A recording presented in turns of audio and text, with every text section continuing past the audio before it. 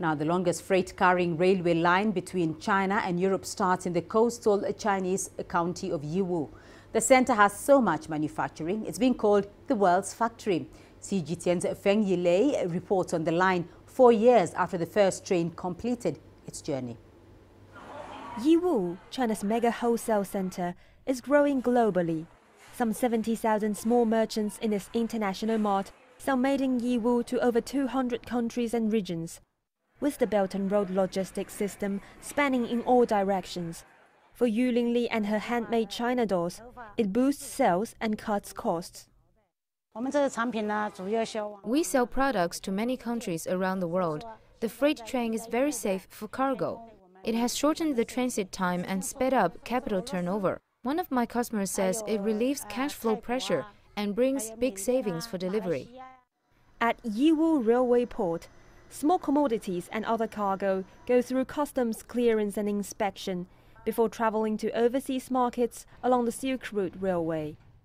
This freight railway network, which begins in Yiwu, reaches 9 countries in Central Asia and Europe, and authorities say they have helped open up more trading destinations along the route. The Railway Express saves a lot of travel time compared to shipping things by sea. From here to Spain's capital, Madrid, the transcontinental voyage takes only 18 days. The container train from Yiwu to Madrid has been operating twice a month for over 3 years since the rail line opened. By the end of July 2018, it had made 416 Trans-Eurasia trips. Its journeys in the first half of 2018 were doubled compared to the same period last year. And experts say every freight train leaving from Yiwu is full. China-Europe freight trains serve as a platform for more convenient trade and for logistics. Our exports are mainly general merchandise, while most of the imports are food, general merchandise, automotive components, and machine tools. I think Yiwu has a distinct advantage in terms of source of goods.